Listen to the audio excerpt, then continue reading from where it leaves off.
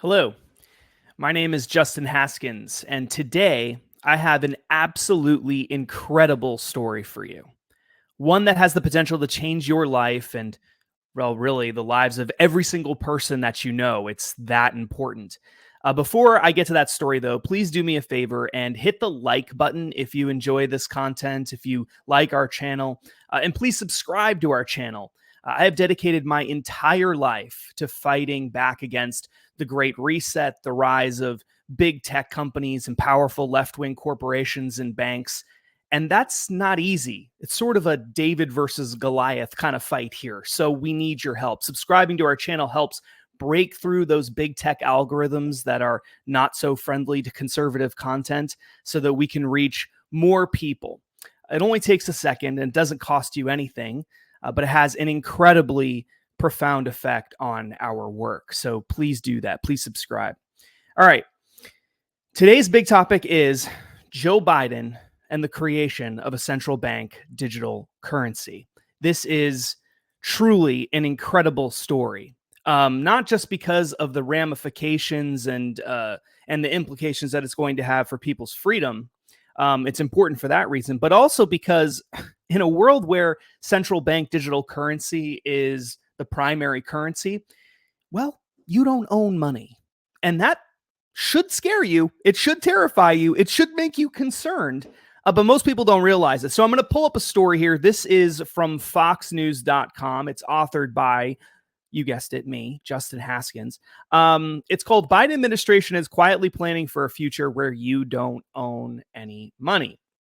Now, what I want to do is just kind of go over this briefly and just sort of give you the biggest, most important parts of the story. If you want to read more about this, you certainly can by going to foxnews.com. I'll make sure that there's a link in the show notes if you're interested and you're watching this video on YouTube or something like that.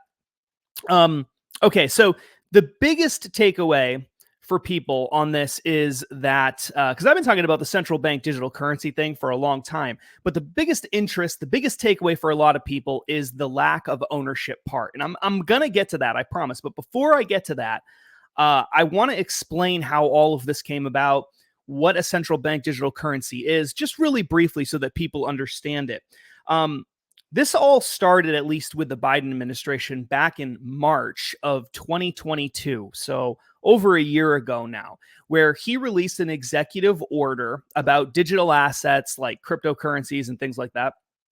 And he also released, but that same executive order, the cryptocurrency part is what got a lot of attention. But the executive order also contained provisions related to a central bank digital currency. Now, essentially what Biden said is, I want to study this. I want to put out a bunch of reports. I want to have numerous government agencies put out reports. We're gonna really study a central bank digital currency. And those reports came out in the fall of 2022. So he only gave them 6 or 7 months to actually put these reports together, which tells you a lot, because if you really want to study something and you're not interested in just kind of ramming it in, you don't give agencies like 5 or 6 months to study, especially something as complicated as a central bank digital currency. So what is a central bank digital currency? Well, it's not just a digital version of the existing central bank currency, which would be the US dollar. It is a completely new currency. Now, if they actually are going to create this someday, or if they were to create someday, they're not gonna necessarily advertise that it's a new currency. They'll probably call it a dollar, but it's not. It's a completely new currency that only exists in a digital platform. It can only exist on a digital platform. So there is no way for you to stick it in your pocket, for example. Okay. There's not going to be a cash equivalent that you can trade it in for. You're not going to be able to go get gold or something with this central bank digital currency. At least that's not how any of the reports produced by the Biden administration talk about it. So what exactly are the benefits of having it? Well, the benefits are supposedly that it's going to help battle climate change. It's going to be more environmentally friendly. It's going to help with financial inclusion and equity. It's going to the biggest one is it's going to stop organized crime or make it really hard for organized criminals to operate. It's going to crack down on all sorts of illicit activities, not just organized crime. And how is it going to do all of this? People who are trying to cheat on their taxes, that's another one. How can it do all of those things? Well, the reason it can do all those things is because a central bank digital currency is programmable. It's programmable, it's trackable, it's traceable. It's not like Bitcoin or Ethereum or one of these other cryptocurrencies that exist on blockchain technology where it's decentralized. So no one person or one entity or organization typically controls it. There are exceptions to that, but for the most part, one of the big benefits of blockchain is that it's a decentralized platform. This is not a decentralized tool. This is not a decentralized currency. This is going to be a centrally controlled, programmable, trackable, traceable currency. So every time you use it, whoever is put in charge of it, whether that's the Federal Reserve or it's some government agency, the Department of the Treasury or some other thing, who knows what, they will know what you're spending money on.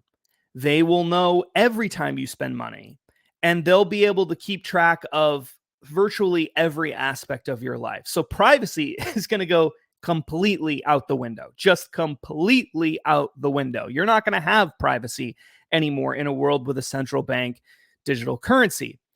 But what does that have to do with ownership, right? Well, actually, before I get to ownership, not only will you not have any privacy, that's a really important thing, but in addition to not having any privacy, you also, the entity running it will have the ability to set rules for how you spend the CBDC, how you use the CBDC. So for example, let's imagine that gas prices are too high. Not too hard to imagine that, right? Let's imagine gas prices are too high. And the government decides, what we need to do is we need to slow down the spending on gasoline. Or maybe they say, you know what? We're producing too much CO2 in the atmosphere. We need to slow down our spending on gasoline at the pump. So what we're going to do is we're going to say, we're not going to say you can't buy gasoline, but what we're going to do is we're going to set rules on the central bank digital currency that say, for the next month, you can only spend, say, $50 a week on gasoline or $40 or whatever they want it to be. And when you go to the pump and you try to spend more than that, it won't take because it's programmable. The currency can be designed to prevent you from spending money. There are some really, really incredible things on this I would love to show you from the Federal Reserve, because the Federal Reserve has been studying the possibility of doing a central bank digital currency for a while. The central banks all over the world in every major economy essentially have been studying a central bank digital currency for several years now. And some of the statements made by people at the Fed over how this would work and whether there would be rules attached to it and whether you would have privacy is just incredibly revealing. I wish I had time to show it to you, but I don't today. I will pull it up though at some point in the future and produce those some video clips. There's one in particular that I'm thinking of. I think he was from the St. Louis Fed, but it is absolutely incredible. I mean, he's literally asked, this person who works for the St. Louis Fed, he's asked by a regular person. It's sort of like a town hall meeting type thing. Hey, are you going to put rules on what we can spend on our money? And he essentially doesn't. The answer he gives is incredible. He doesn't say, oh, yeah, we definitely are. But he also doesn't say, no, we would never do that. You don't understand. It's a really incredible answer. Maybe I'll track that down before I push the publish button on this video so that you can take a look at that. Or maybe I'll just do a video about it in the future. But at any rate, those are the two real big dangers of a central bank digital currency. It's there's no privacy, and it's because it's programmable, it can be controlled and manipulated, and your ability to spend money on things can be controlled and manipulated. That means all of society can be controlled and manipulated. But what does that have to do with ownership? Okay, so maybe I own this thing, and maybe I don't have absolute freedom with it, but it's still mine. I still own it. It still belongs to me, right? I mean, everybody knows that. I think people have a tendency to think of a central bank digital currency the same way that they think of imagine it, a programmable one, of course, like a self-driving car.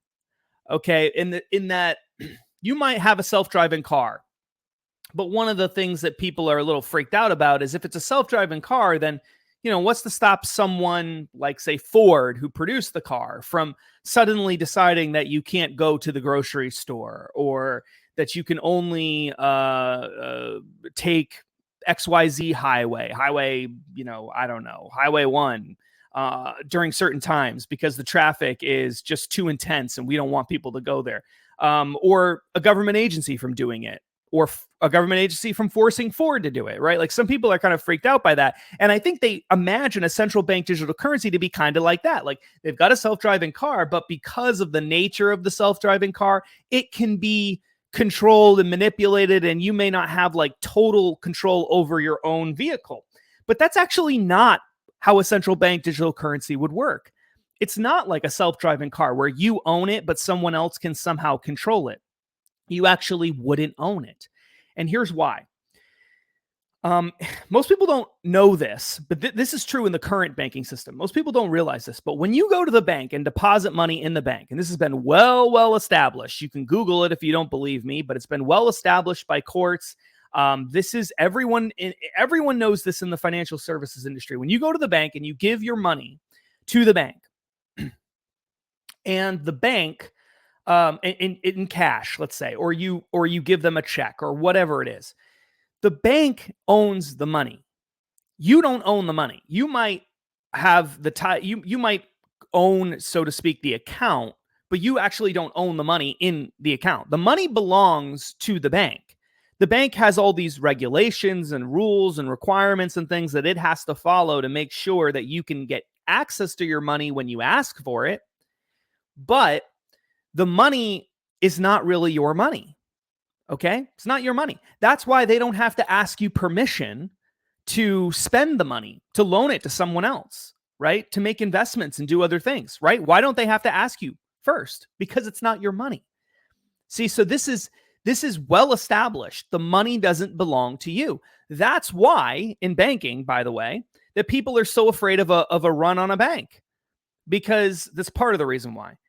Where everyone just goes to the bank and the bank can't cover all the deposits and they run out of money, right? Now, we have FDIC insurance and things like that to make sure that people get their money eventually, at least up to a certain amount. But why do people worry about that? Because the bank might run out of money, right? Well, if they're just safeguarding the money, which is how I think a lot of people think about it. They give the money to the bank is safeguarding it. They've got it locked away in a vault or something. Sorry, I've got like some kind of sickness thing that's developing. When you have a baby, you get sick all the time. Just a word of warning. But anyway, people think that the bank is basically just safeguarding your money, but the bank isn't safeguarding your money. That's not what they're doing. All right. You're giving the bank the money and they're safeguarding it in exchange for that service and access to other financial services the bank might offer. The bank has the ability to take the money and invest it, to loan it out, to do other things with it, right? So you don't actually own the money. That's the point. Now, you can always go to the bank and you can say, I want my money back. And they will take the money and they'll give you cash and you can walk out the door and you can go on your way. Or you can get a check and you could transfer it to another bank or something like that. But if you really want to own your own money, you can get access to the cash. That's how the current system works. That's how the system has always worked in banking in the United States. And really, for many, many hundreds of years, that's how banking has essentially worked throughout much of Europe and the Western world. So how is this different? Well, it's different in that if you have a central bank digital currency, it's digital. You can't stick it in your pocket and walk out the door. So there is no cash equivalent. You can't stick it in your pocket and walk out the door. So what that means is the money always has to be in a depository institution. It always has to be in a depository institution.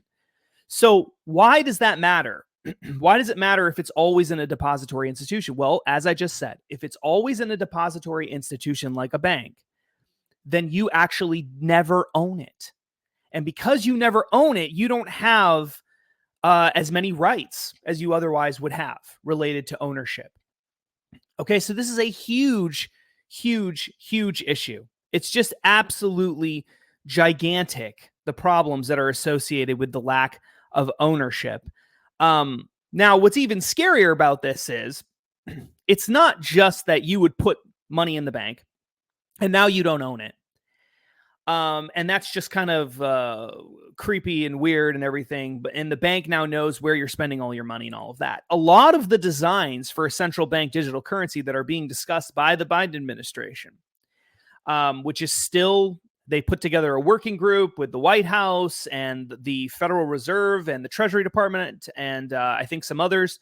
And they're working on a plan for a central bank digital currency right now as we speak. That's going on right now. As that's what the discussions and reports and things that have been produced around the Biden administration's effort to create a central bank digital currency have discussed it in such a way that makes it sound like it could be that the system that they have in mind will allow people to put money, a central bank digital currency, in a regular commercial bank that you're used to dealing with. And that they're going to be holding it for the most part. So you actually just move it from one commercial bank to another is the most that you can do, but you can't ever really take it out. You're not going to be able to download it onto a hard drive or something like that. You're not going to be able to put it on a thumb drive or your computer or something and store your money locally. No one is saying that that's going to be allowed, because all the benefits that they talked about before, about battling organized crime and promoting financial inclusion and making sure that people aren't cheating on their taxes and having more control over the economy and everything else. You can't do that if people are storing the money locally and you don't have access to that, right? You don't know what's going on if you're the government. So what's really creepy is it's possible that they're going to allow people to put it into a intermediary financial institution, like a commercial bank, like a Bank of America or something.